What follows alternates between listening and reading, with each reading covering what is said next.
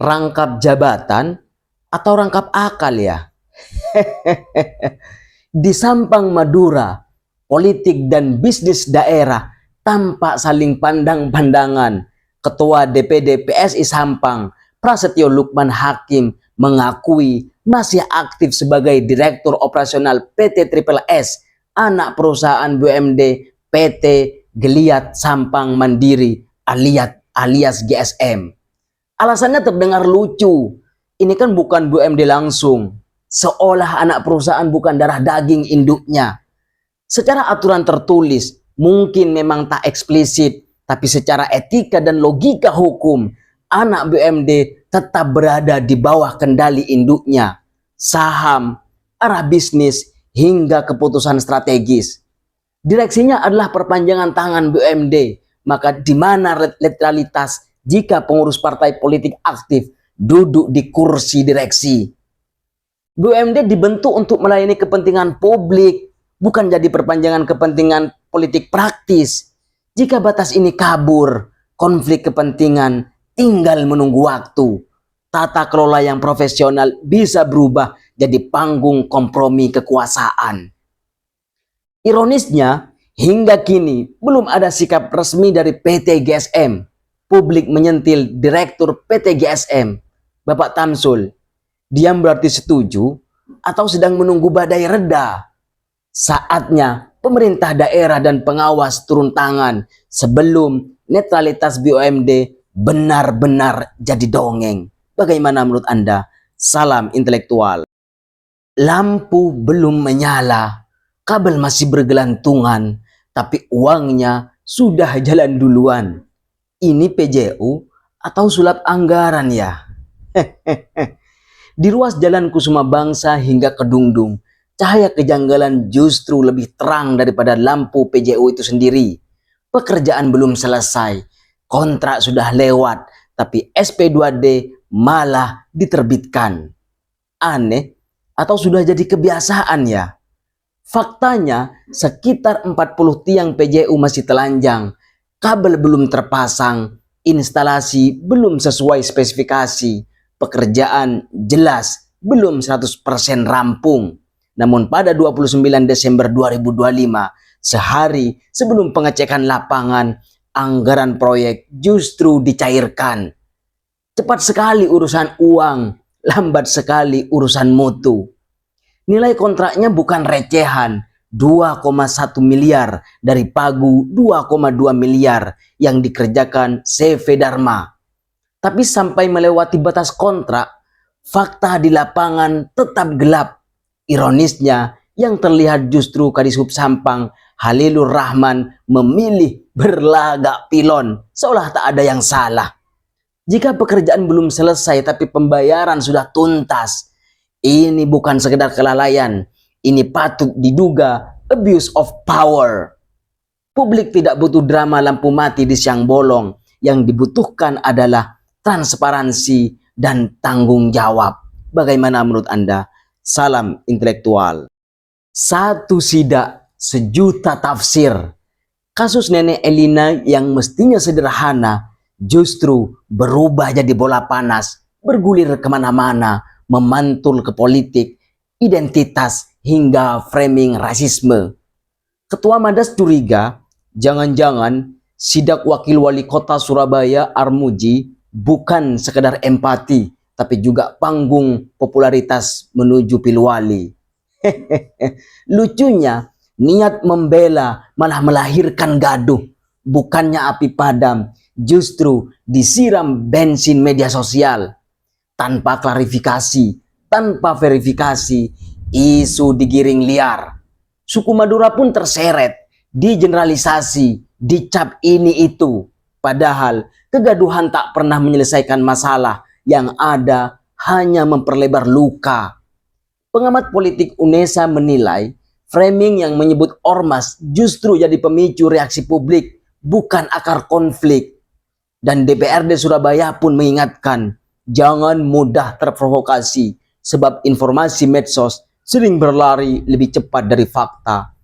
Disinilah soal etika pejabat diuji. Popularitas boleh dicari, tapi jangan mengorbankan persatuan.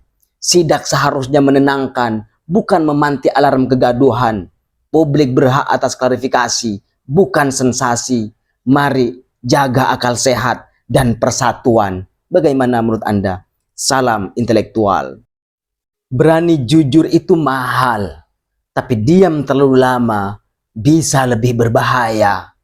Kasus dugaan markup patung kerapan sapi di alun-alun Trunojoyo Sampang, Madura kembali bikin dahi berkerut.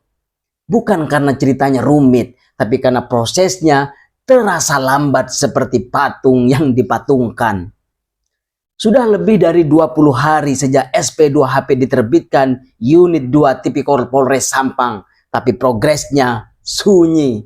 Tak ada pemanggilan terbuka, tak ada klarifikasi resmi, tak ada update yang bisa jadi pegangan publik. Yang ada hanya tanda tanya menggantung seperti baleho janji kampanye. Padahal ini soal uang negara, soal anggaran yang mestinya kembali ke rakyat, bukan menguap di meja.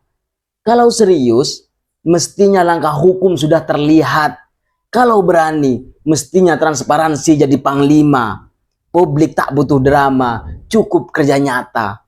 Keterlambatan ini bukan sekedar soal waktu, tapi soal kepercayaan. Dan kepercayaan yang terus diuji tanpa jawaban, lama-lama bisa runtuh. Polres Sampang, buka suara, tunjukkan progres. Jangan biarkan publik menulis kesimpulan sendiri. Bagaimana menurut Anda? Salam intelektual. Di Camplong, Sampang, Madura, alat berat berdentum, aktivitas perusahaan berjalan, tapi jejak kepedulian sosial justru tak terdengar. PT Sampang Sarana Sorbes alias PT Triple S kini jadi buah bibir. Bukan soal bisnisnya, melainkan soal yang tak pernah sampai ke warga. CSR, Corporate Social Responsibility. Pemerintah Desa Sejati dan Derma Camplong kompak mengaku tak pernah menerima program tanggung jawab sosial dari PT Triple S. Tak ada bantuan, tak ada pemberdayaan. Padahal perusahaan ini berdiri, beroperasi, dan memanfaatkan ruang hidup desa. Ibarat tamu numpang lama, tapi lupa pamit, apalagi berbagi. Pengakuan dua desa ini menampar logika publik. Jika benar PT Triple S membawa embel-embel anak BUMD, mestinya standar etikanya lebih tinggi, bukan justru senyap saat ditanya. CSR bukan sedekah musiman, tapi kewajiban moral dan sosial. Apalagi di wilayah pesisir yang rentan dampak lingkungan. Ironisnya, hingga kini direksi PT Triple S Insiatun memilih diam. Diam yang justru berbunyi nyaring di telinga warga. Pemda Sampang, jangan jadi penonton. Audit terbuka, buka data CSR, dan pastikan BUMD hadir sebagai solusi, bukan beban. Bagaimana menurut Anda? Salam intelektual. Irigasi Telakeh amburadul. Air tak salah, manusianya yang ngawur. Proyek P3TGAI di Desa Telakeh, Banyuwates, Sampang, Madura yang katanya untuk memperlancar air demi petani justru bikin aliran logika tersumbat. Di lapangan, bangunan irigasi tanpa dikerjakan serampangan, tumpang tindih dengan saluran lama yang masih hidup, tanpa kajian teknis seperti menambal ban bocor pakai plester luka. Hasilnya, rawan mubazir, petani yang buntung. Lebih ironis lagi, proyek ini berjalan tanpa papan informasi. Anggarannya berapa, dikerjakan siapa, kapan mulai, selesai, semua gelap. Transparansi yang seharusnya terang malah redup. LPKMA Sampang turun tangan setelah menerima keluhan warga. Ketua LPKMA Musafa Hidayah menegaskan kualitas kerja patut dipertanyakan dan pengawasan terkesan absen. Warga berharap irigasi itu awet dan fungsional, bukan bangunan cantik sesaat. PJ Kades Telakeh bahkan menyebut tak ada koordinasi dan izin kegiatan. Jika benar, ini bukan sekedar lalai, tapi ini alarm. Petani butuh air mengalir, bukan alasan yang berderet. Bagaimana menurut Anda? Salam intelektual. Dana belum turun, dapur padam. SPPG Sampang angkat sendok putih. Program makan bergizi gratis digadang-gadang jadi penyelamat generasi, tapi di Sampang, Madura, ambisi besar itu mulai tersedak di tenggorokan birokrasi. 7 SPPG mogok bukan karena malas masak, tapi karena panci kosong dan dana tak kunjung mampir. Dari 81 unit, kini tinggal 74 yang bertahan. Sisanya tumbang oleh skema talangi dulu, dibayar belakangan dari Badan Gizi Nasional. Ideal di atas kertas, brutal di lapangan. Pengelola diminta berlari dulu, baru boleh minum setelah garis akhir. Itu pun kalau laporannya lolos sistem pusat. 6 SPPG menyerah karena modal cekak. 1 lagi berhenti karena dapur bocor. Ini bukan drama dapur, tapi potret kebijakan yang lupa napas rakyat kecil. MBG seharusnya memberi gizi, bukan gigit jari. Satgas menjamin anak-anak tetap makan lewat pengalihan distribusi. Tapi solusi darurat tak boleh jadi kebiasaan. Program nasional tak bisa hidup dari utang dan harapan. BGN, ayo dengar baik-baik. Sederhanakan skema, jangan biarkan program mulia mogok gara-gara administrasi. Bagaimana menurut Anda? Salam intelektual. Solar subsidi menguap ke industri. Nama soleh mencuat. Aparat kemana ya? Solar subsidi itu niatnya buat nelayan dan rakyat kecil. Tapi di Madura, ceritanya bisa berubah jadi dongeng gelap. Nama soleh, pria asal Sampang, kini jadi buah bibir. Bukan karena prestasi, melainkan karena disebut-sebut rutin menyuplai solar subsidi ke PT Cahaya Langgeng Raya. Di rumahnya di pesisir utara Madura, tandon 1000 liter berdiri gagah. Isinya katanya solar subsidi hasil berburu di SPBU Madura. Setiap hari katanya truk tangki 8.000 liter milik PT Cahaya Langgeng Raya datang menjemput. Bahkan kata aktivis semalam bisa 2 kali. Solar rakyat disulap jadi bahan bakar industri, sulap tingkat tinggi tapi tanpa tepuk tangan.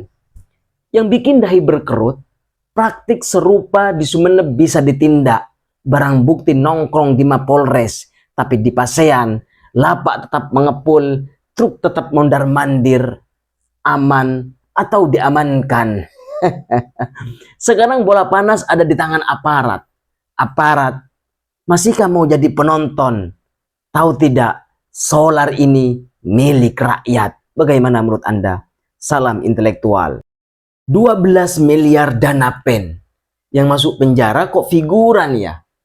4 tersangka kasus dugaan korupsi dana pen Sampang akhirnya dilimpahkan ke Kejaksaan Sampang. Sekilas terdengar heroik, tapi tunggu dulu. Publik mulai mengernyit. Ini penegakan hukum atau sekedar drama panggung dengan pemeran lapis luar? Yang dijerat baru PPK, PPTK, broker, dan peminjam bendera CV. Ibarat film mahal, yang ditangkap malah kru lighting, sementara sutradara utama masih duduk nyaman di bangku penonton. Padahal dana pen 12 miliar bukan recehan warung kopi, tapi uang negara yang mestinya memulihkan ekonomi rakyat. Laporan ke KPK pertengahan 2025 lahir dari kekecewaan publik atas lambannya Polda Jatim. KPK datang berkoordinasi. Hasilnya ya ini, ada progres, tapi rasanya hambar. Koordinasi seperti sirine jauh di malam hari, terdengar tapi tak menyelamatkan. Pengamat menyentil keras, kalau KPK hanya mampu mendorong jeratan level teknis, untuk apa anggaran besar dan ekspektasi tinggi? Bahkan muncul desakan agar presiden ikut mengevaluasi. Pedas, Tapi perlu publik Sampang jangan berhenti mengawasi. Jangan biarkan kasus besar ini jadi ladang barter. Bagaimana menurut Anda? Salam intelektual. Maaf di ujung timeline. Ketika konflik medsos ternyata tak sekedar ribut jempol. Siapa sangka satu unggahan bisa berujung permintaan maaf pejabat. Wakil Wali Kota Surabaya Armuji akhirnya menunduk meminta maaf kepada Ormas Madas. Bukan drama, justru ini bukti bahwa konflik medsos itu nyata dampaknya, bukan sekedar ribut di kolom komentar. Anggota Komisi A DPRD Surabaya menilai langkah Armuji sebagai sikap kenegarawanan. Pemimpin katanya tak boleh alergi pada kata hilaf. Mengakui salah itu bukan kalah, tapi dewasa. Namun di balik maaf itu tersimpan pelajaran pahit. Satu pernyataan tanpa verifikasi bisa mengoyak stabilitas sosial. Kasus Neni Elina jadi contoh. Isu grassroots yang belum diverifikasi ketika dilempar ke publik bisa menjelma menjadi bola api. DPRD mengingatkan, jangan main hakim medsos. RT, RW, tokoh masyarakat hingga camat itu bukan figuran. Mereka adalah kunci fakta. Kini maaf sudah diucapkan, tinggal pilihan publik, memeluk atau memperpanjang gaduh. Saatnya berhenti membakar lini massa, mulai membangun solusi. Bagaimana menurut Anda? Salam intelektual.